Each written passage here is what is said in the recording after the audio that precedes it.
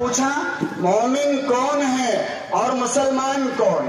تو ان اللہ والے نے کہا جو اللہ کو مانتا ہے وہ مسلمان ہے، جو اللہ کو مانتا ہے وہ مسلمان ہے، اور جو اللہ کی مانتا ہے وہ مومن ہے۔ ہماری حالت کیا ہے؟ ہم اللہ کو تو مانتے ہیں لیکن اللہ کی نہیں مانتے، ہم رسول اللہ کو تو مانتے ہیں لیکن رسول اللہ کی نہیں مانتے، ہم کتاب اللہ کو تو مانتے ہیں لیکن کتاب اللہ کی نہیں مانتے۔ ہماری مسجد کی مسلمانی الگ ہے، بازار کی مسلمانی الگ ہے۔ مسجد میں آدمی بیٹھا ہوا ہے، پہلی صف میں نماز پڑھ رہا ہے، اس کا چہرہ مورا مومن اور مسلمان نظر آتا ہے، لمبی تسبیح اس نے رکھا ہے، کاندھے پر بڑا رومال رکھا ہے، وہاں تو صف اول کا نمازی بن کے بیٹھا ہے۔ لیکن حالت یہ ہے کہ نماز پہلی صف میں پڑھ رہا ہے، کاندھے پر رومال عرب سے لے کر آیا ہے، تسبیح بہت اونچی کوالٹی کی ہے، اور ماشاءاللہ عطر تو ایسا لگایا کہ پوری مسجد مہک جائے۔ یہ اس کی ظاہری حالت ہے، لیکن باطنی کیفیت یہ ہے کہ ایک ایک پلاٹ کے 10 سودے کر کے بیٹھا ہے۔ اس کی زمین اس کو، اس کی زمین اس کو کر کے بیٹھا ہے۔ دنیا میں چل جائے گا، اللہ کے دربار میں نہیں چلے گا۔ یہاں تو لوگ تجھے حاجی کہیں گے، نمازی کہیں گے، اور تیری داڑھی ٹوپی کو دیکھ کر بہت بڑے بڑے القاب سے تجھے نوازیں گے، لیکن جب اللہ کے دربار میں حاضر ہوگی، اللہ کی طرف سے اعلان ہوگا وَامْتَازُوا الْيَوْمَ أَيُّهَا الْمُجْرِمُونَ، اے مجرموں الگ ہو جاؤ، اے نافرمانوں الگ ہو جاؤ، اے ظالموں الگ ہو جاؤ۔ آج بسم اللہ الرحمن الرحیم، الحمد للہ رب العالمین، والصلاة والسلام على رسوله الأمین محمد وعلى آلہ وصحبہ اجمعین، اما بعد۔ قال اللہ تبارک وتعالی فی القرآن المجید والفرقان الحمید، فأعوذ باللہ من الشیطان الرجیم، بسم اللہ الرحمن الرحیم، الذين يؤمنون بالغيب ويقيمون الصلاة ومما رزقناهم ينفقون، صدق اللہ العظیم۔ واجب الاحترام، قابل صد احترام صدر عالی قدر حضرت مولانا محمد زاہد صاحب ندوی مدظ اللہ العالی، اسٹیج پر تشریف فرما استاذ محترم حضرت مولانا محمد معین صاحب ملی مادل موہی دامت برکاتہم علینا، اجلاس میں شریک دیگر حضرات، علماء کرام، حفاظ اعظام، بزرگوں، عزیز نوجوان دوستوں اور میرے دینی ایمانی بھائیوں، اللہ رب العزت کا فضل ہے، اس کا کرم ہے، اس کی مہربانی ہے کہ اس خالق اور مالک نے ہم سب کو جامعہ اسلامیہ دعوت الایمان کے تعلیمی افتتاحی اجلاس کی مناسبت سے جمع ہونے کی توفیق عطا فرمائی۔ دعا کرے اللہ تعالی ہم سب کے جمع ہونے کو بے انتہا قبول فرماوے، اور یہ جمع ہونا اللہ تعالی ہم سب کے لیے رحمت اور مغفرت کا ذریعہ بنائے۔ محترم بزرگوں، عزیز بھائیوں، ایک دینی اجلاس میں ہم سب لوگ شریک ہیں، ایک دینی اجلاس میں ہم سب لوگ بیٹھے ہیں، اور دین کی مجلسوں میں، دین کے اجلاس میں، دین کے جلسوں میں جو بات ہوتی ہے وہ ایمانی بات ہوتی ہے، دینی بات ہوتی ہے۔ دین کی بات عظمت کے ساتھ، احترام کے ساتھ، اکرام کے ساتھ سننا چاہیے۔ جب دین کی بات عظمت کے ساتھ، اکرام اور احترام کے ساتھ سنی جاتی ہے، پورے دھیان اور توجہ کے ساتھ باتوں کو سنا جاتا ہے، تو دین کی باتوں کو سمجھنا اور اس پہ عمل کرنا آسان ہو جاتا ہے۔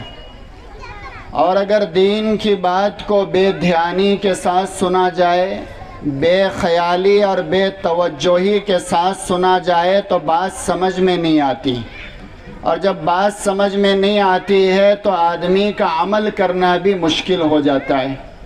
ہم تو بہت دور کے لوگ ہیں، میرے اور آپ کے آقا تاجدار مدینہ محمد عربی صلی اللہ علیہ وسلم کے گھر والے بھی کبھی نبی کی بات کو صحیح سمجھ نہیں سکے کہ نبی سمجھانا کچھ چاہ رہے ہیں اور گھر کے لوگوں نے کچھ اور سمجھ لیا۔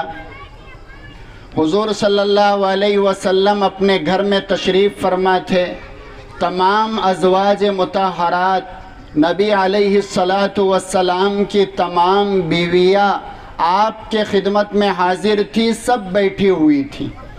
اللہ کے نبی صلی اللہ علیہ وسلم نے اپنی بیویوں کے درمیان ایک بات ارشاد فرمائی۔ آقا صلی اللہ علیہ وسلم نے فرمایا کہ میری تمام بیویوں میں اس بیوی کا انتقال سب سے پہلے ہوگا جس بیوی کا ہاتھ سب سے زیادہ لمبا ہے۔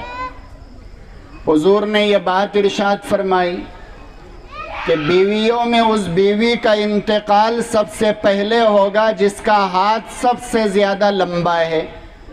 حضور کی بیویوں نے، ازواج مطہرات نے حضور کی زبان مبارک سے یہ بات سنی اور سب اپنے اپنے گھروں میں چلی گئی، اور جانے کے بعد سب نے اپنے ہاتھ کو ناپنا اور تولنا شروع کیا۔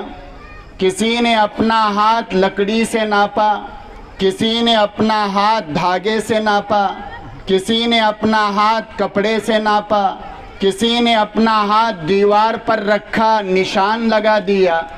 جب تمام بیویوں نے اپنے ہاتھوں کو دھاگوں سے، کپڑوں سے، لکڑیوں سے ناپا تو تمام بیویوں کے درمیان یہ فیصلہ ہو گیا کہ ہم میں جس بیوی کا ہاتھ سب سے زیادہ لمبا ہے وہ حضرت سودا ہے۔ حضرت سودا کے ہاتھ کی لمبائی تمام بیویوں کے ہاتھ سے زیادہ تھی۔ تو نبی کی تمام بیویوں نے نبی کے ارشاد کے مطابق فیصلہ کر دیا کہ ہم بیویوں میں سب سے پہلے اگر کسی کا انتقال ہوگا تو حضرت سودا کا ہوگا، اس لیے کہ اللہ کے نبی کے فرمان سے پتہ یہی چلتا ہے۔ لیکن چند دن گزرنے نہیں پائے کہ تمام نبیوں کی بیویوں میں سے حضرت زینب رضی اللہ تعالی عنہ کا انتقال سب سے پہلے ہوا۔ تو تمام بیویاں پریشان ہوئیں۔ نبی نے کہا انتقال اس کا سب سے پہلے ہوگا جس کا ہاتھ سب سے زیادہ لمبا ہے، اور سودا کا ہاتھ سب سے زیادہ لمبا ہے، اور انتقال تو زینب کا پہلے ہوا۔ یہ بات سمجھ میں نہیں آتی۔ دوبارہ نبی کی بیویاں نبی کی خدمت میں حاضر ہوئی اور اپنا یہ اشکال نبی کے سامنے ظاہر کر دیا کہ آقا صلی اللہ علیہ وسلم آپ نے فرمایا تھا کہ میری بیویوں میں سب سے پہلے انتقال اس کا ہوگا جس کا ہاتھ سب سے زیادہ لمبا ہے، اور انتقال تو زینب کا سب سے پہلے ہوا، جبکہ ہاتھ کو ہم نے دیکھا تو سب سے زیادہ لمبا حضرت سودا کا ہے۔ تو یہ بات سمجھ میں نہیں آتی۔ تو اللہ کے نبی نے فرمایا کہ تم نے میری بات کو سنا صحیح، سمجھا صحیح نہیں۔ کیا فرمایا؟ تم نے سنا صحیح لیکن سمجھا صحیح نہیں۔ تو حضور نے فرمایا کہ اب سنو، میں نے کہا کہ میری بیویوں میں سب سے پہلے اس بیوی کا انتقال ہوگا جس کا ہاتھ سب سے زیادہ لمبا ہے، تو اس سے مراد گوشت اور ہڈی والا ہاتھ نہیں تھا۔ اس سے مراد گوشت اور ہڈی والا ہاتھ مراد نہیں تھا۔ میرے کہنے کا مقصد یہ تھا، میری بات کی مراد یہ تھی کہ جس بیوی کا ہاتھ اللہ کے نام پر دینے میں سب سے لمبا ہوگا اس کا انتقال سب سے پہلے ہوگا۔ سبحان اللہ۔ تو سخاوت میں اللہ کے نام پر دینے میں سب سے لمبا ہاتھ حضرت زینب کا تھا، تو سب سے پہلے حضرت زینب اللہ کے دربار میں پہنچ گئی۔ تو جب بات دھیان سے سنی نہ جائے، بے خیالی میں اگر بات سنی جائے، بے توجہی کے ساتھ اگر بات سنی جائے، تو سمجھانے والا کچھ اور سمجھانا چاہتا ہے، سمجھنے والے اپنے اعتبار سے کچھ اور سمجھ کے جاتے ہیں۔ تو آپ بات کو پوری دھیان اور توجہ کے ساتھ سنیں، بے خیالی اور بے فکری کے ساتھ نہ سنیں۔ اب سنو میں کیا سنانا چاہتا ہوں، کیا سمجھانا چاہتا ہوں۔ قرآن کریم کی ایک آیت میں نے آپ حضرات کے سامنے تلاوت کی ہے۔ الذین یؤمنون بالغیب ویقیمون الصلاة ومما رزقناہم ینفقون۔ آیت ایک ہے، لیکن 3 باتوں کا تذکرہ اللہ تعالیٰ نے اس مبارک آیت میں فرمایا ہے۔ لیکن اندازہ کرو، یہ آیت سے پہلے اللہ نے قرآن میں ایک آیت اور بیان فرمائی۔ کیا بیان فرمائی؟ الف لام میم ذالک الکتاب لا ریب فیہ، یہ وہ کتاب ہے جس میں شک اور شبے کی کوئی گنجائش نہیں۔ ھدی للمتقین، متقیوں کے لیے ہدایت ہے۔ یہ بات اللہ نے ارشاد فرمائی، یعنی مسئلہ اللہ نے صاف کر دیا کہ قرآن کریم میں شک اور شبے کی کوئی گنجائش نہیں۔ قرآن کریم میں معنی کے اعتبار سے بھی آپ شک اور شبہ پیدا نہیں کر سکتے، اور قرآن کے الفاظ کے تعلق سے آپ شک اور شبہ پیدا نہیں کر سکتے۔ قرآن کریم الفاظ کے اعتبار سے بھی، معنی کے اعتبار سے بھی شک اور شبے سے بالا تر کتاب ہے، اس کا کوئی مقابلہ نہیں کر سکتا۔ اور جو آدمی قرآن کے الفاظ میں شک کرے گا، قرآن کی معنی میں شک کرے گا، اس کو اپنے ایمان کا جائزہ لینا چاہیے۔ دنیا بدل سکتی ہے، دنیا کے حالات بدل سکتے ہیں، دنیا کا ماحول بدل سکتا ہے، لیکن اللہ کا قرآن نہ بدلا ہے، نہ قیامت تک بدل سکتا ہے۔ قول محمد قول خدا، فرمان نہ بدلا جائے گا، بدلیں گا زمانہ لاکھ لیکن قرآن نہ بدلا جائے گا۔ دنیا کی تاریخ یہ بتاتی ہے کہ قرآن کو بدلنے والوں کو اللہ نے بدل کے رکھ دیا، قرآن کو مٹانے والوں کو اللہ نے مٹا کر رکھ دیا، اور جو قرآن کو زمین میں دفنانا چاہتے تھے، قرآن آج بھی زندہ ہے، دفنانے والے زمین میں دفن ہو گئے۔ تو قرآن میں اللہ نے فرمایا یہ کتاب ہے جس میں شک اور شبے کی کوئی گنجائش نہیں۔ تو مطلب کیا ہے کہ قرآن میں جو باتیں بیان کی جا رہی ہیں، قرآن میں جو احکامات دیے جا رہے ہیں، قرآن میں جو فرمان نازل کیا گیا ہے، قرآن میں جو باتوں کے ذریعے سے اہل ایمان کو، اہل انسانیت کو متوجہ کیا گیا ہے، ان باتوں میں بھی شک اور شبے کی کوئی گنجائش نہیں ہے۔ اور آخری پیغام اللہ نے دیا کہ یہ قرآن متقیوں کے لیے ہدایت ہے، پرہیزگاروں کے لیے ہدایت ہے۔ تو متقی کون؟ تو قرآن کی اس آیت میں اللہ نے متقیوں کی 3 صفتیں بیان کی ہیں، 3 خوبیاں، 3 عادتیں، 3 صفتیں اللہ تعالیٰ نے متقیوں کی بیان کی ہیں۔ پہلی صفت اللہ نے بیان کی الذین یؤمنون بالغیب، جو غیب پر ایمان رکھتے، جو چیزیں نظر نہیں آتی، جن چیزوں کو اپنی آنکھوں سے انہوں نے دیکھا نہیں، لیکن اللہ نے کہہ دیا، اللہ کے رسول نے کہہ دیا تو اس کو مانتے، اس کو کہتے ہیں ایمان بالغیب۔ قبر کو دیکھا نہیں، جنت جہنم کو دیکھا نہیں، اللہ کے فرشتوں کو نہیں دیکھا، جنت کی نہروں کو نہیں دیکھا، اللہ کو نہیں دیکھا، لیکن اللہ کو مانتے ہیں، رسول اللہ کو مانتے ہیں، جنت جہنم کو مانتے ہیں، قبر حشر کو مانتے ہیں، پل صراط کو مانتے ہیں، یہ ایمان بالغیب ہے۔ آمنت باللہ و ملائکتہ، ایمان مجمل اور ایمان مفصل میں ایمان بالغیب کا تذکرہ کیا گیا ہے کہ غیب کو مانتے۔ یہ متقی اور پرہیزگار آدمی کی پہلی صفت اور پہلی عادت اور پہلی خوبی یہ ہے کہ وہ غیب پر ایمان رکھتا ہے۔ اس لیے 1400 برس پہلے آقا صلی اللہ علیہ وسلم نے فرمایا تھا صحابہ سے، آخری زمانے میں جو لوگ آئیں گے وہ میرے بھائی ہوں گے۔ صحابہ نے فرمایا یا رسول اللہ کیا ہم آپ کے بھائی نہیں ہیں؟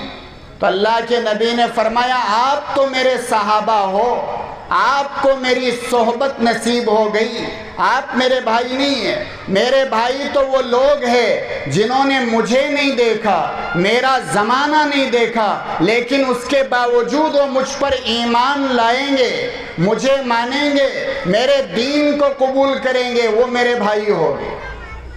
اور پھر اللہ کے نبی نے فرمایا صحابہ سے یاد رکھنا، تم نے مجھے دیکھا، میرا زمانہ دیکھا، اگر 10 باتوں کا تمہیں حکم دیا جا رہا ہے، اگر تم 9 پر عمل کرو گے، ایک بات پر عمل نہیں کریں گے، اللہ کے یہاں تمہاری گرفت ہوگی۔ تم سے پوچھا جائے گا کہ 9 پر عمل کیا، ایک بات پر کیوں عمل نہیں کیا؟ لیکن آخری زمانے میں جب ایمان داؤ پر لگ رہا ہوگا، آخر زمانے میں جب پالی پوسی ہوئی بچی ماں باپ کو رسوا اور ذلیل کر کے اپنا گھر چھوڑ کے جا رہی ہوگی، میری سنت کو مٹایا جا رہا ہوگا، اور ایسی بچیاں گھروں میں جنم لے رہی ہوگی جو اپنے خاندان کو، اپنی کمیونٹی کو، اپنی قوم کو بدنام کر رہی ہوگی، ایسے وقت میں جو ایمان والے زمین کے اوپر چلے گے، آسمان کے نیچے زندگی گزاریں گے، اگر ان کو 10 باتوں کا حکم دیا گیا، اگر وہ 9 باتیں چھوڑ دیں گے، ایک بات پر بھی عمل کریں گے تو میرا اللہ ان کی مغفرت کر دے گا۔ آقا صلی اللہ علیہ وسلم نے آخری زمانے کے تعلق سے جو باتیں ارشاد فرمائی تھی وہ بدن کے رونگٹے کھڑے کر دینے والی۔ اللہ کے نبی نے فرمایا تھا سیاتی زمان علی الناس، لوگوں پر ایک زمانہ ایسا آئے گا، بڑا خطرناک زمانہ ہوگا، بگڑا ہوا ماحول ہوگا، اور اس میں کیا ہوگا؟ اللہ کے نبی نے فرمایا رات کے اندھیروں کے ٹکڑوں کے مانند فتنے پیدا ہوگے۔ ان فتنوں کا اثر کیا ہوگا؟ اللہ کے نبی نے فرمایا یصبح مؤمنا ویمسی کافرا، آدمی صبح کو مومن رہے گا، شام کو کافر ہو جائے گا، ویمسی مؤمنا ویصبح کافرا، اور بعض لوگوں کی حالت یہ ہوگی کہ وہ شام کو مومن رہے گے، صبح کافر ہو جائے گا۔ گھر میں رہے گے، ایمان کی سلامتی کے ساتھ رہے گے، بازار میں نکلیں گے اپنے ایمان کے سودے کر لیں گے، مسجد میں رہے گے مسلمان رہے گے، مسجد سے باہر رہے گے تو مسلمانیت ختم ہو جائے گی۔ اس لیے یہ بات اچھی طرح سے سمجھنا چاہیے کہ مومن اور مسلمان میں علماء نے فرق کیا ہے، مومن اور مسلمان میں علماء نے فرق بیان کیا ہے۔ ایک اللہ والے سے پوچھا گیا کہ مومن کون ہے اور مسلمان کون؟ کیا پوچھا؟ مومن کون ہے اور مسلمان کون؟ تو ان اللہ والے نے کہا جو اللہ کو مانتا ہے وہ مسلمان ہے، جو اللہ کو مانتا ہے وہ مسلمان ہے، اور جو اللہ کی مانتا ہے وہ مومن ہے۔ ہماری حالت کیا ہے؟ ہم اللہ کو تو مانتے ہیں لیکن اللہ کی نہیں مانتے، ہم رسول اللہ کو تو مانتے ہیں لیکن رسول اللہ کی نہیں مانتے، ہم کتاب اللہ کو تو مانتے ہیں لیکن کتاب اللہ کی نہیں مانتے، ہماری مسجد کی مسلمانی الگ ہے، بازار کی مسلمانی الگ ہے۔ مسجد میں آدمی بیٹھا ہوا ہے، پہلی صف میں نماز پڑھ رہا ہے، اس کا چہرہ مورا مومن اور مسلمان نظر آتا ہے، لمبی تسبیح اس نے رکھا ہے، کاندھے پر بڑا رومال رکھا ہے، وہاں تو صف اول کا نمازی بن کے بیٹھا ہے۔ لیکن حالت یہ ہے کہ نماز پہلی صف میں پڑھ رہا ہے، کاندھے پر رومال عرب سے لے کر آیا ہے، تسبیح بہت اونچی کوالٹی کی ہے، اور ماشاءاللہ عطر تو ایسا لگایا کہ پوری مسجد مہک جائے۔ یہ اس کی ظاہری حالت ہے، لیکن باطنی کیفیت یہ ہے کہ ایک ایک پلاٹ کے 10 سودے کر کے بیٹھا ہے۔ اس کی زمین اس کو، اس کی زمین اس کو کر کے بیٹھا ہے۔ دنیا میں چل جائے گا، اللہ کے دربار میں نہیں چلے گا۔ یہاں تو لوگ تجھے حاجی کہیں گے، نمازی کہیں گے، اور تیری داڑھی ٹوپی کو دیکھ کر بہت بڑے بڑے القاب سے تجھے نوازیں گے، لیکن جب اللہ کے دربار میں حاضر ہوگی، اللہ کی طرف سے اعلان ہوگا وَامْتَازُوا الْيَوْمَ أَيُّهَا الْمُجْرِمُونَ، اے مجرموں الگ ہو جاؤ، اے نافرمانوں الگ ہو جاؤ، اے ظالموں الگ ہو جاؤ۔ آج معاشرے اور سماج کی باتوں کو اگر بیان کیا جائے تو معاشرہ اور سماج کہاں جا رہا ہے؟ مسجد میں ہے تو وہ مسلمان ہے، مسجد میں ہے تو وہ قبر کی باتیں کرتا ہے، مسجد میں ہے حشر کی باتیں کرتا ہے، مسجد میں ہے تو باتیں کرتا ہے کہ مرنا ہے، اللہ کے پاس جانا ہے۔ مسجد سے باہر جب دکان پہ جاتا ہے اور دکان پہ بیٹھتا ہے تو اپنے دوستوں کو کہتا ہے کہ بھیا دکان پر تو اپن باپ کو بھی نہیں بخشتے۔ تو کیا سمجھ میں آیا؟ مسجد میں مسلمان ہے اور دکان پہ بیٹھ کر باتیں کیا ہو رہی ہے؟ اپن اس کے سامنے، ادھر دیکھو، اس کے سامنے باپ کو بھی نہیں بخشتے، بھائیوں کو بھی نہیں بخشتے۔ یہ سماج اور معاشرے کی صورتحال ہے۔ اگر غیب پر ایمان مضبوط ہوگا، زندگی میں تقوی اور پرہیزگاری ہوگی، کبھی آدمی بے راہ روی کے راستے پہ نہیں نکلے گا۔ اور اللہ پر ایمان اگر مضبوط نہیں ہوگا اور مرنے کا خیال صرف اوپرا اوپری رہے گا اور زندگی میں تقوی اور پرہیزگاری نہیں ہوگی تو سارے تماشے کر کے وہ مسجد میں آ کر بھی اپنے آپ کو صف اول کا نمازی کہلائے گا، نہیں چلے گا اللہ کے دربار میں۔ ہمارے اندر تقوی ہے، پرہیزگاری ہے۔ یہ پین اگر مسجد میں گر گیا، مسجد میں اگر یہ پین گر گیا تو نمازی کیا کرے گا؟ پین اٹھائے گا، مسجد کے امام صاحب کے پاس لے جا کر دے گا اور کہے گا کہ امام صاحب یہ پین کس کا گرا ہے، آپ اعلان کر کے دے دو۔ پین کی قیمت کتنی ہے؟ 5 روپے، 10 روپے، بہت مہنگا قلم ہوگا 25 روپے، 30 روپے، بہت ہی اچھا ہوگا 150 روپے کا پین۔ لیکن 10-20 روپے کے پین کی اس کو اتنی فکر ہے کہ اٹھا کر مسجد کے امام صاحب کے پاس دے گا کہ امام صاحب یہ پین اللہ کے گھر میں گرا ہے، اعلان کر دو کس کا ہے۔ اب مسجد میں پین گرا تو اس میں اس کو تقوی یاد آیا، پرہیزگاری یاد آئی، اللہ کا ڈر اور اللہ کا خوف یاد آیا، لیکن یہ پین دینے والا اپنے سگے بھائی کی 2 ایکڑ زمین دبا کے بیٹھا ہے۔ اس کو زمین واپس کرنے کا خیال نہیں ہے، پین واپس کرنے کا خیال ہے۔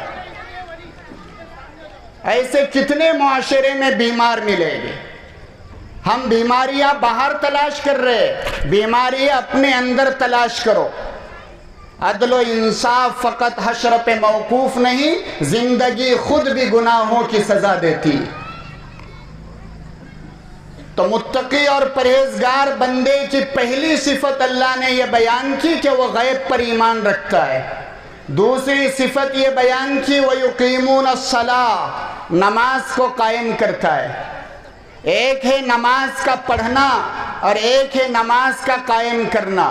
نماز کے پڑھنے میں اور نماز کے قائم کرنے میں زمین اور آسمان کا فرق ہے۔ قرآن کریم میں جہاں جہاں پر اللہ تعالیٰ نے نماز کا حکم دیا ہے وہاں پر اللہ تعالیٰ نے نماز پڑھنے کا نہیں، نماز قائم کرنے کا حکم دیا ہے۔ اقام الصلاۃ، نماز قائم کرو۔ اور نماز قائم کرنے میں امام غزالی رحمت اللہ علیہ نے 15 باتوں کا تذکرہ کیا ہے۔ کتنا؟ 15 باتوں کا تذکرہ، جس میں نماز پڑھانے کے لیے امام کا مقرر کرنا یہ بھی اقامت صلاۃ میں داخل ہے، اور اذان دینے کے لیے مؤذن کا مقرر کرنا یہ بھی اقامت صلاۃ میں داخل ہے۔ اب جب نماز مسجد کا امام اور مسجد کا مؤذن ان کو اقامت صلاۃ میں داخل کیا گیا ہے تو مؤذن بھی مؤذن ہو، امام بھی امام ہو، اور امام اور مؤذن اگر رکھ رہے ہیں اقامت صلاۃ کی نیت سے تو مؤذن اور امام کی تنخواہوں کا معیار بھی ایسا ہو کہ لگے کہ یہ اللہ کے گھر کا منادی ہے، یہ اللہ کے گھر کا امام ہے۔ اب ہمارا حال ایسا ہے کہ جیسی تنخواہ ویسے امام۔ ہمارے حضرت مولانا عنایت اللہ صاحب دارالعلوم کنتھاریہ میں پڑھاتے تھے۔ اس وقت دارالعلوم کنتھاریہ کے محتمم صاحب کے پاس ایک دیہات سے لوگ آئے، انہوں نے کہا کہ حضرت ہم کو مدرسے کے ذریعے کوئی اچھا امام دیجئے۔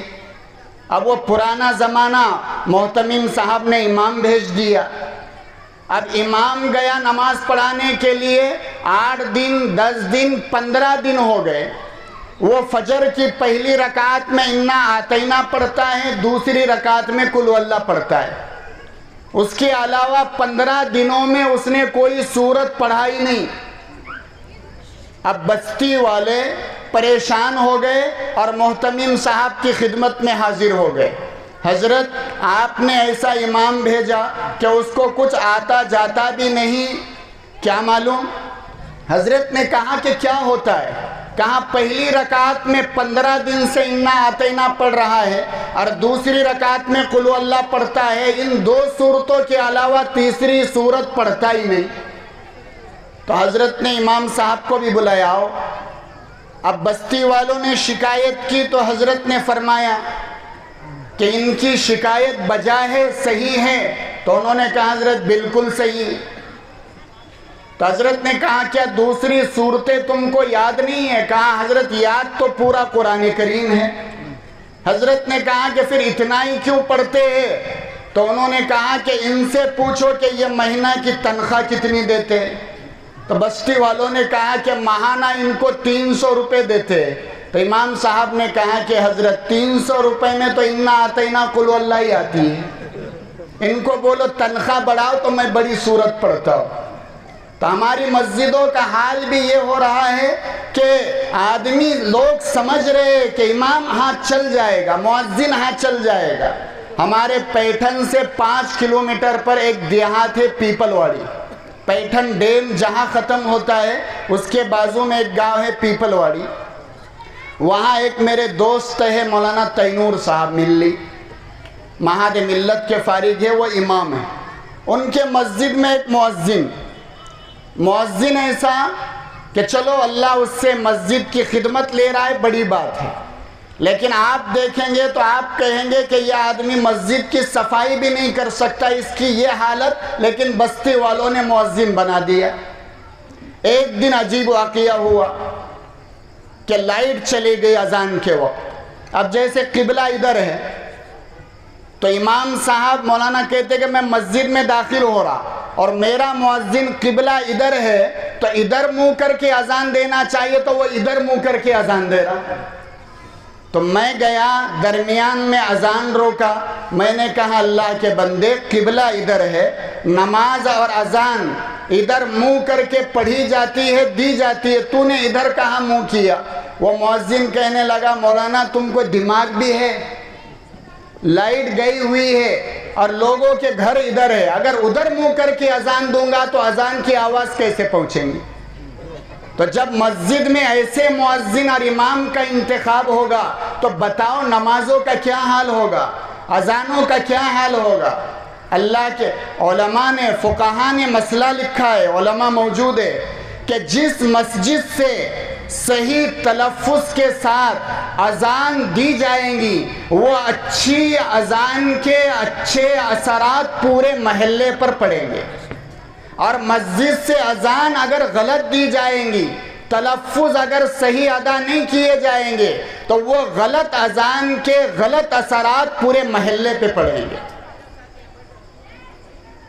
تو دوسری صفت جو بیان کی ہے متقی اور پرہیزگار لوگوں کی، وہ یہ ہے کہ وہ نماز قائم کرتے ہیں، وَيُقِيمُونَ الصَّلَاةَ۔ نماز کے قائم کرنے میں، نماز کے پڑھنے میں فرق ہے۔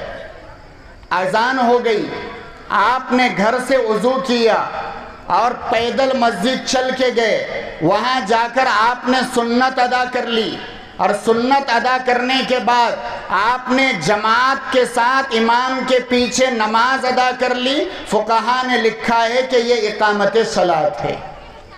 اذان ہو گئی، آپ نے اذان کی آواز سنی، گھر میں داخل ہوئے، وضو کیا، گھر میں ہی آپ نے مصلی بچھا کر نماز پڑھ لی، علماء نے لکھا ہے کہ یہ اقامت صلاۃ نہیں، یہ ادائے نماز ہے۔ گھر میں نماز ہوئی تو آپ نے نماز ادا کر لی، آپ نے نماز قائم نہیں کی، لیکن آپ مسجد جا رہے ہیں، اہتمام سے نماز پڑھ رہے ہیں، مسجد میں وقت گزار رہے ہیں، اللہ کے خیال اور اللہ کے دھیان میں بیٹھ رہے ہیں، تو سمجھیے آپ نے اقامت صلاۃ ادا کر لی، یعنی نماز قائم کر لی۔ اور تیسری صفت بیان کی، وَمِمَّا رَزَقْنَاهُمْ يُنْفِقُونَ، جو کچھ اللہ نے ان کو دیا ہے اس میں سے خرچ کرتے۔ یہ میرا عنوان دیا گیا ہے، جو خرچ کرتے ہیں، جو کچھ اللہ نے دیا اس میں سے اللہ کے نام پر خرچ کرتے۔ قربان جائیے قرآن کریم کی فصاحت اور بلاغت پر، قرآن کریم کے معنی اور مطالب پر، اور دور جانے کی ضرورت نہیں ہے۔ نحو اور صرف کے امام حضرت مولانا زاہد صاحب ندوی دامت برکاتہم تشریف فرمائے، ان کو پوچھئے کہ مفسرین نے مما کا ترجمہ کیا کیا ہے، کہ جو کچھ اللہ نے تم کو دیا، مال دیا، مال اللہ کے نام پہ خرچ کرو، وقت اللہ نے دیا، وقت اللہ کے نام پر خرچ کرو، صلاحیت اللہ نے دی، صلاحیت اللہ کے نام پر خرچ کرو۔ آپ کچھ نہیں کر سکتے ہیں، کسی کو اچھا مشورہ دے سکتے ہیں، اچھا مشورہ دینا بھی مما رزقناہم ينفقون میں داخل ہے۔ تو جو کچھ اللہ نے تم کو دیا اس کو اللہ کے نام پر خرچ کرو۔ اب اللہ تعالیٰ نے آپ کے اس مبارک علاقے میں جامعہ اسلامیہ دعوت الایمان کے نام سے ایک مدرسہ دیا ہے۔ یہ مدرسہ اللہ نے آپ کو دیا، مدرسہ قائم کرنے والے بندے اللہ نے آپ کو دیے، آپ کے علاقے میں محنت کرنے والے افراد اللہ نے آپ کو دیے۔ اب آپ کو یہ فیصلہ کرنا ہے کہ آپ کو مدرسہ دعوت الایمان کو کیا دینا ہے، اللہ کے نام پر آپ کو دینا کیا ہے، اللہ کے نام پر آپ کو لگانا کیا ہے، اس کا فیصلہ آپ کو اللہ کے دربار میں آپ کو اپنے آپ سے کرنا ہے، اور یہ ارادہ اور یہ فیصلہ آپ کو آپ کی آخری منزل یعنی کامیابی کی منزل تک پہنچائے گا۔ تو جو کچھ اللہ نے دیا ہے اللہ کے نام پر خرچ کرو۔ مدرسہ دعوت الایمان کی بنیاد رکھی گئی، زمین کی صفائی کی گئی، زمین میں گڑھے کھودے گئے، پھر کالم زمین کے اوپر آ گئے، لیکن ابھی بہت سارا مرحلہ تعمیر کا باقی ہے۔ مفتی صاحب کہہ رہے تھے کہ یہ جھوپڑ پٹی کا علاقہ ہے، لیکن یہ اہل ایمان اور مسلمانوں کی بلڈنگوں کو دیکھ کر لگتا نہیں کہ یہ جھوپڑ پٹی کا علاقہ ہے، ایسا لگتا ہے کہ پورے بیڑ شہر کا مال تھوڑا تھوڑا کر کے یہ محلے میں آیا ہے، اور اللہ کے نام پر دینے کے لیے آدمی کو پیسوں کی ضرورت نہیں ہوتی ہے، اللہ کے نام پر دینے کے لیے اس کو دل بڑا رکھنا پڑتا ہے، اس کو حوصلے کی ضرورت ہوتی ہے۔ اورنگ آباد ضلع کا ایک تعلقہ ہے سلوڑ، وہاں بیرون جماعت کی تشکیل ہو رہی تھی، ایک آدمی جو بس اسٹینڈ پر چنے پھٹانے بیچتا تھا، وہ تھوڑے سے پھٹانے گرم کر لیا، چنے گرم کر لیا، بیچنے لگا، اور جب تشکیل ہونے لگی کہ بیرون جماعت روانہ کرنا ہے، کون تیار ہے اللہ کے راستے میں جانے کے لیے، تو وہ بندہ کھڑا ہوا، اپنا نام لکھایا۔ تو بیٹھنے کے بعد اس سے کسی نے کہا کہ بیرون جماعت جا رہی ہے، 3 لاکھ روپے خرچ ہے، تو چنے پھٹانے بیچتا ہے، تیرے پاس ہے اتنا پیسہ کہ تو بیرون جائیں گا؟ تو اس نے جو جواب دیا وہ مجھے سنانا ہے۔ اس نے کہا کہ چنے پھٹانے میں بیچتا ہوں، میرا خدا نہیں بیچتا ہے، میں بیچتا ہوں، میرا خدا نہیں بیچتا ہے۔ آپ یہ یقین کر لے کہ آپ کے پاس جو دیا ہوا مال ہے وہ آپ کا نہیں ہے، وہ آپ کے پاس اللہ کی امانت ہے۔ اللہ دے رہا ہے تو اللہ کے نام پر خرچ کرنے والا کبھی مفلس نہیں ہوتا ہے۔ شیخ سعدی رحمت اللہ علیہ نے بیان کیا کہ میں پوری زندگی بھر 2 لوگوں کو ڈھونڈتا رہا، تلاش کرتا رہا، لیکن پوری زندگی بھر مجھے 2 لوگ ڈھونڈنے کے بعد، تلاش کرنے کے بعد بھی نہیں مل سکے۔ پوچھا گیا کون سے 2 لوگ؟ کہا ایک وہ آدمی جس نے دنیا میں کسی پر ظلم کیا ہو اور وہ اللہ کی پکڑ سے بچ گیا۔ ایسا ہو ہی نہیں سکتا کہ ظالم اللہ کی پکڑ سے بچ جائے۔ ظالم کے لیے ڈھیل تو ہوتی ہے، مہلت تو اللہ کی طرف سے ملتی ہے، لیکن وہ اللہ کی پکڑ سے بچ نہیں سکتا ہے۔ خون تو خون ہے، گرتا ہے تو جم جاتا ہے، خون تو خون ہے، گرتا ہے تو جم جاتا ہے۔ جب کسی انسان کا خون زمین پر گرتا ہے وہ اللہ کے عرش کو ہلا کے رکھ دیتا ہے۔ اور دوسرا وہ شخص جس نے اللہ کے نام پر خرچ کیا ہو اور وہ غریب ہو گیا ہو، ایسا ہو ہی نہیں سکتا۔ اللہ کے نام پر خرچ کرنے والے کو اللہ تعالیٰ کہیں نہ کہیں سے دیتے رہتے ہیں، اور ایسی جگہ سے اللہ تعالیٰ اس کی روزی روٹی کا انتظام کرتے ہیں جہاں سے اس کو گمان بھی نہیں ہوتا ہے۔ جب صبح ہوتی ہے، حدیث شریف میں آتا ہے، صبح ہوتی ہے، ایک فرشتہ اعلان کرتا ہے، اے اللہ خرچ کرنے والے کے مال میں برکت عطا فرما، ان کے مال میں اضافہ فرما۔ اور جو بندہ مال کو روک کے رکھتا ہے، صبح ہوتی ہے تو فرشتہ اعلان کرتا ہے، اے اللہ بچا کے رکھنے والے اور خرچ نہ کرنے والے کے مال کو ضائع اور برباد فرما۔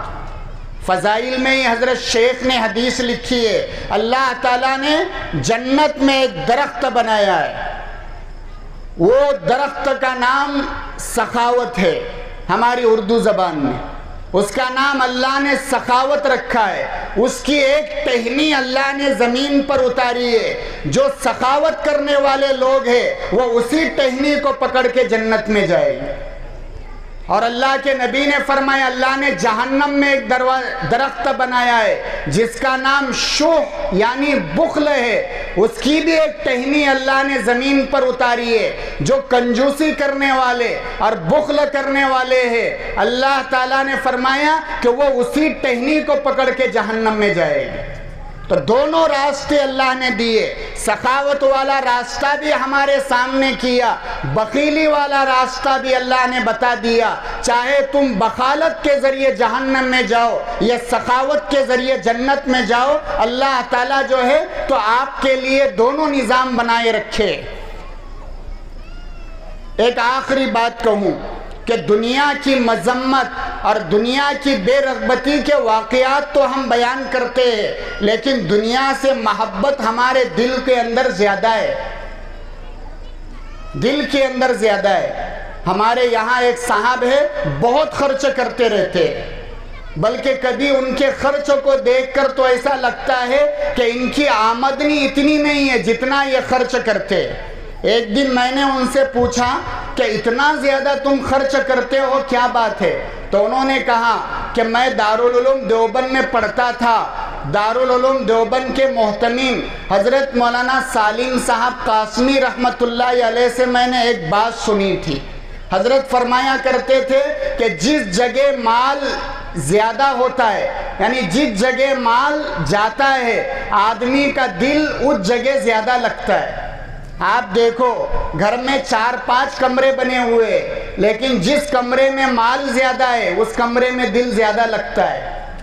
جو پیٹی، جو صندوق، جس الماری میں پیسہ رکھا ہے زیادہ دل اس طرف متوجہ ہوتا ہے، نگاہ بار بار اس طرف جاتی ہیں. تو انہوں نے کہا کہ حضرت فرمایا کرتے تھے کہ مال آدمی کا جہاں رہتا ہے اس کی جان وہاں لگتی ہے. میں اپنا مال آخرت میں اللہ کے پاس زیادہ اس لیے بھیج رہا ہوں کہ میری جان وہاں لگے اور جان آسانی کے ساتھ نکل جائے. تو دنیا کی بے رغبتی اور دنیا کی محبت کے واقعات ہم سنتے ہیں، لیکن جب اللہ کے نام پر کچھ دینے کی بات آتی ہے، لگانے کی بات آتی ہے، تو ہم اتنا اپنا دل کھلا نہیں کرتے جتنا کرنا چاہیے.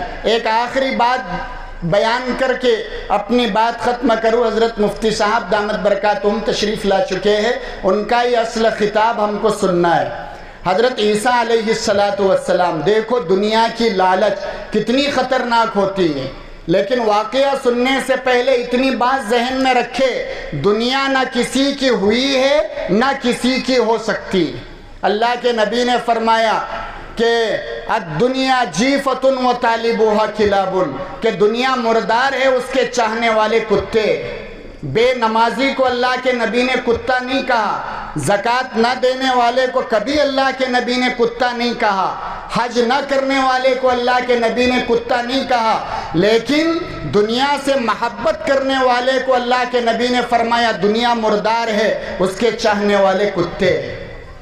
دنیا باقی رہتی ہے، دنیا سے محبت کرنے والے دنیا کو چھوڑ کے جاتے ہیں. حضرت عیسیٰ علیہ السلام وقت کے جلیل القدر پیغمبر گزرے ہیں.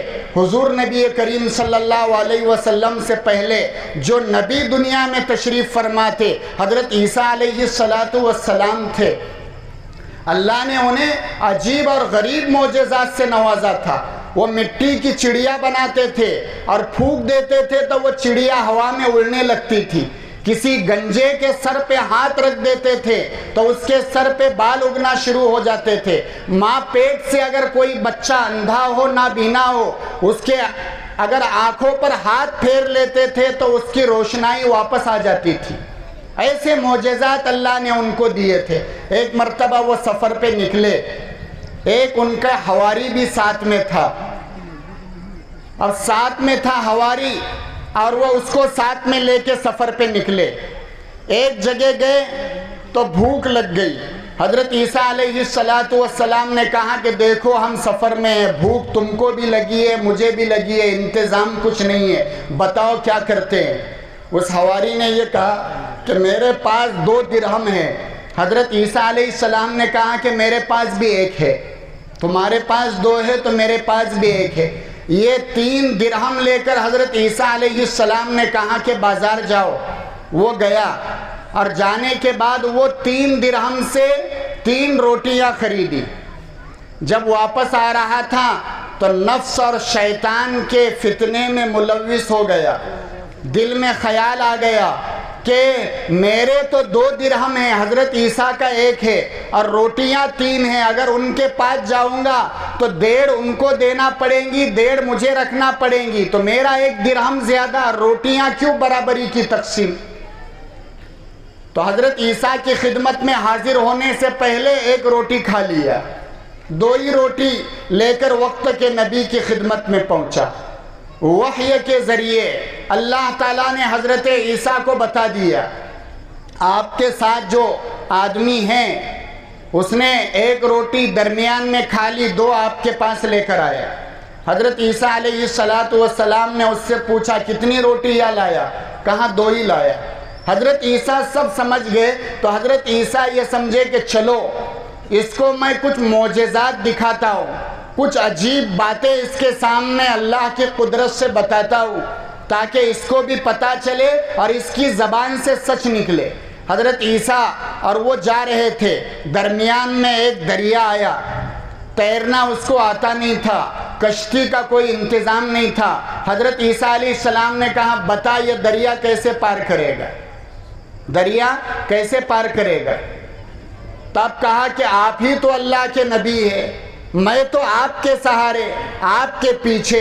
جیسے آج کے لوگ ہیں نا، مفتی صاحب کے پاس آئیں گے، امام صاحب کے پاس آئیں گے، حافظ صاحب کے پاس آئیں گے، ان کو بولتے کہ ہم تو تمہارے ہی پیچھے، لیکن بعد میں سمجھ میں آتا یہ پیچھے بولنے والے کا مطلب یہ ہوتا ہے کہ تم جب نہیں رہتے تو ہم مستقل تمہارے پیچھے پڑے رہتے، تو کہا ہم تمہارے پیچھے۔ حضرت عیسیٰ علیہ السلام نے کہا کہ میری قبا کو پکڑو، میرے پیچھے پیچھے چلو۔ اب کشتی کا کوئی انتظام نہیں، حضرت عیسیٰ علیہ السلام چلنے لگے، وہ قبا پکڑ کے پیچھے چلنے لگا، بغیر کسی سہارے کے دریا پار ہوا۔ اس نے دیکھا کہ کوئی انتظام نہیں اور دریا کے پانی سے چل کے ہم پار ہو گئے۔ حضرت عیسیٰ علیہ السلام نے کہا کہ اب کچھ تیرے ایمان میں اضافہ ہوا؟ کہا کہ آپ تو اللہ کے نبی ہیں، اور ایسا نبی اور نبی کا ایسا عمل تو میں نے دیکھا نہیں، آپ کے اس عمل سے میرے ایمان میں اضافہ ہو گیا۔ حضرت عیسیٰ علیہ السلام نے کہا کہ اب بتا روٹی 2 تھی یا 3؟ تو حضرت عیسیٰ کو کہنے لگا نہیں، روٹی تو 2 ہی تھی۔ حضرت عیسیٰ نے کہا کہ نہیں، اور اس کو کچھ بتانا پڑے گا، اور آگے گئے۔ اب بھوک لگی، اب دینار درہم اس کے پاس بھی نہیں، ان کے پاس بھی نہیں۔ حضرت عیسیٰ نے کہا بھوک لگی ہے اور سامان تو کچھ نہیں ہے، بتاؤ کیا کرو گے؟ تو کہا آپ ہی تو اللہ کے نبی ہے اور آپ کے علاوہ تو میرا کوئی سہارا نہیں ہے، آپ ہی انتظام کر سکتے ہیں، آپ کے علاوہ کوئی نہیں کر سکتا۔ تو حضرت عیسیٰ علیہ السلام بیٹھے، کتابوں میں مختلف باتیں آتی ہے، اس میں ایک بات یہ بھی آتی ہے کہ ایک ہرنیوں کا ریوڑ جا رہا تھا، حضرت عیسیٰ علیہ السلام نے ایک ہرنی کو اشارہ کیا، وہ دوڑتے ہوئے آئی اور حضرت عیسیٰ کے سامنے خود بخود ذبح ہو گئی، اس کا گوشت ہڈی الگ ہو گئی۔ معجزہ یہ ظاہر ہوا کہ پورا گوشت پک گیا، ان دونوں نے کھا لیا، پھر وہ ہڈیوں پر حضرت عیسیٰ نے پھونک ماری، ہرن زندہ ہو گیا، اپنی ریوڑ میں چلا گیا۔ حضرت عیسیٰ علیہ السلام نے کہا کہ اب بتا تیرے ایمان میں اضافہ ہوا نہیں ہوا؟ کہا پہلے سے تو میرا ایمان دوگنا ہو گیا، آپ کے ساتھ رہ کر تو عجیب عجیب باتیں دیکھ رہا ہو۔ تو حضرت عیسیٰ نے کہا اب بتا روٹی 2 تھی یا 3؟ تو اس نے کہا نہیں، روٹی تو 2 ہی تھی۔ اب آگے چلے گئے، ایک جگہ آرام کرنا تھا تو وہاں دیکھا کہ 3 سونے کی اینٹیں پڑی ہوئی ہیں۔ حضرت عیسیٰ علیہ السلام نے کہا رات یہی گزارتے ہیں، 3 سونے کی اینٹیں یہاں رکھی ہے۔ تو حضرت عیسیٰ نے کہا کہ دیکھو، ایک اینٹ تیری، ایک اینٹ میری، اور ایک اس آدمی کی جس نے تیسری روٹی کھائی ہے۔ تو کہا اے اللہ کے نبی مجھے معاف کر دو، تیسری روٹی میں نے ہی کھائی ہے۔ تو حضرت عیسیٰ علیہ السلام نے کہا کہ نہیں، میں تیری زبان سے سچ نکالنا چاہتا تھا، نکل گیا، مجھے دنیا کی پرواہ نہیں ہے، تینوں اینٹیں تو لے لے، میں آگے چلتا ہوں، میرے ساتھ تو سفر نہیں کر سکتا۔ یہ تینوں اینٹوں کی رکھوالی کرتے بیٹھا تھا۔ رات ہو گئی، 3 ڈاکوؤں کا گزر ہوا، انہوں نے دیکھا کہ 3 سونے کی اینٹیں، ایک بندہ مالک بن کے بیٹھا، تینوں نے مشورہ کر کے اس کو قتل کیا اور تینوں اینٹوں کے یہ مالک بن کے بیٹھے، آپس میں ایک ایک تقسیم کر لی۔ پھر ان کا مشورہ ہوا کہ چلو ایک ایک اینٹ سونے کی ہمارے قبضے میں آ گئی، ہم مالک بن بیٹھے، تو یہ اینٹیں تو ہم بعد میں لے جائیں گے، ابھی بھوک بہت زیادہ لگی، پہلے کھانا کھاتے ہیں، بعد میں اینٹیں اٹھا کے جائیں گے۔ تو دونوں نے مشورہ کیا کہ یہ تیسرے آدمی کو بازار کھانا لانے کے لیے بھیجیں گے اور ہم دونوں یہ اینٹوں کی دیکھ ریکھ کریں گے، یہاں بیٹھیں گے۔ اب یہ کھانا لانے کے لیے گیا، یہ دونوں نے مشورہ کیا کہ موقع اچھا ہے، وہ کھانا لینے کے لیے گیا اور وہ بھی یہ 3 اینٹوں میں ایک اینٹ کا مالک بن رہا ہے۔ ان دونوں نے مشورہ کیا اس کو آتے ہی قتل کر دیں گے، جب اس کو قتل کر دیں گے تو یہ دونوں اینٹیں ہماری ہو جائے گی۔ وہ جیسے ہی کھانا لے کر آیا، انہوں نے اپنے مشورے کے مطابق اس کو قتل کر دیا۔ اب کہا کہ چلو آرام سے کھانا کھاتے ہیں، 1.5 اینٹیں آپس میں تقسیم کر لیتے۔ انہوں نے کھانا کھایا تو یہ بازار جانے والے نے سوچا کہ کھانا لانے کے لیے میں آیا، موقع اچھا ہے، کیوں ان کو اپنے سونے کی اینٹوں میں شریک کر لوں۔ اس نے کھانے میں زہر ملا کے لایا، اب انہوں نے کھایا، ان کی موت ہو گئی۔ جب حضرت عیسیٰ علیہ السلام واپس آئے تو دیکھا کہ سونے کی 3 اینٹیں پڑی ہوئی ہے اور 4 لاشیں بھی بازو میں پڑی۔ تو کہا کہ دنیا کے چاہنے والوں کا یہ حشر ہوتا ہے، دنیا اپنی جگہ باقی رہتی ہے۔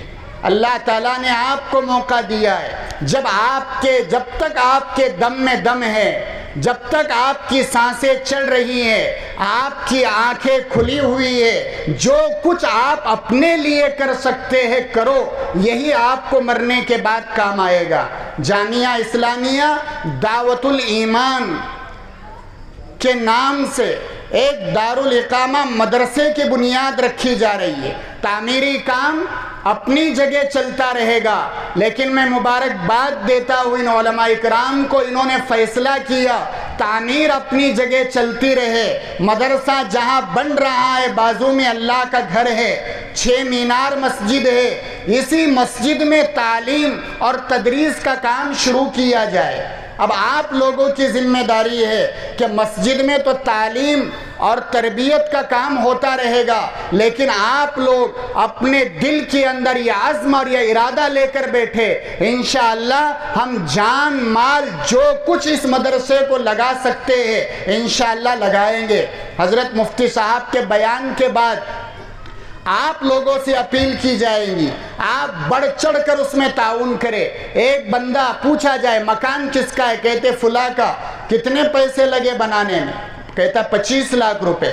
کس کو پوچھے تو بولتا ہے 40 لاکھ روپے۔ تو ایک آدمی تنہا اپنا مدرسہ اپنا گھر بنانے کے لیے کھڑا ہوتا ہے، تو ایک آدمی 25 لاکھ کا مکان بناتا ہے، 30 لاکھ کا مکان بناتا ہے۔ اتنے سارے لوگ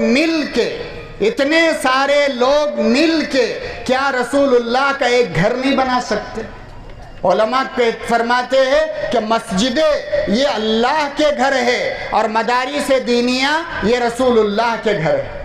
مسجد میں آنے والا اللہ کا مہمان ہوتا ہے اور مدرسے میں آنے والا رسول اللہ کا مہمان ہوتا ہے۔ آپ اس نیت سے اس مدرسے کو پروان چڑھائیے کہ یہ رسول اللہ کا گھر ہے، یہاں پڑھانے والے اور پڑھنے والے اللہ اور اللہ کے رسول کے مہمان ہیں۔ قیامت کے دن میری اولاد میرے کام نہیں آ سکتی، لیکن اللہ کی ذات سے امید ہے کہ مدرسہ دعوت الایمان میں پڑھنے پڑھانے والے قیامت کے دن میری سفارش کے لیے کھڑے ہو سکتے ہیں۔ میں مدرسہ دعوت الایمان کے تمام علماء اکرام، ذمہ داران، آپ تمام لوگوں کو دل کی گہرائیوں سے مبارکباد دیتے ہوئے اپنی یہ دعا دیتا ہوں کہ تا قیامت پھولتا پھلتا رہے تیرا یہ چمن، تا قیامت پھولتا پھلتا رہے تیرا یہ چمن، حشر کے دن تک گردش میں تیرا پیمانہ رہے۔ وآخر دعوانا ان الحمدللہ رب العالمین۔